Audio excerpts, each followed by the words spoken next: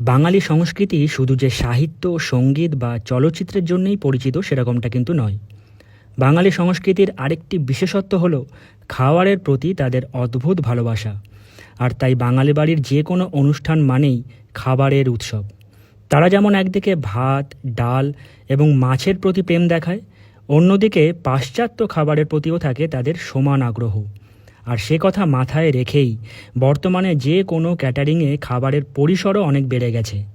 এখনকার মেনুতে লুচি, ছোলার ডাল, চিংড়ির মালাইকারি বা মাটন কষা যেমন দেখা যায়, পাশাপাশি চাইনিজ, কন্টিনেন্টাল, মোগলাই, এমনকি ফিউশন খাবারেরও দেখা মেলে। আজ এই জন্মদিনের অনুষ্ঠানের মেনুটাও ছিল অনেকটা সেরকম।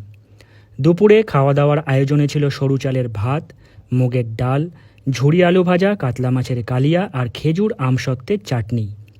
মুগের ডাল আর আলু ভাজা নিয়ে বিশেষ কিছুই বলার নেই, তার কারণ প্রায় সব অনুষ্ঠান বাড়িতেই এটার স্বাদ কিন্তু বেশ ভালোই হয়। কিন্তু কাতলা মাছের কালিয়াটা বেশ জম্পেশ খেতে হয়েছিল। বড় বড় সাইজের মাছের পিস, সাথে কড়া করে ভাজা মশলার সুগন্ধযুক্ত ঘন আর মশলাদার ঝোল। আজ এই অনুষ্ঠানে ক্যাটারিংয়ের দায়িত্বে ছিল মা সন্ধ্যা ক্যাটারার। 30 বছরেরও বেশি সময় ধরে ওনারা এই পেশার সাথে যুক্ত। ওনাদের কাছে আপনি পেয়ে যাবেন ঘরোয়া স্বাদে ভীষণ ভালো বাঙালি খাবার, অভিজ্ঞ রাঁধুনি এবং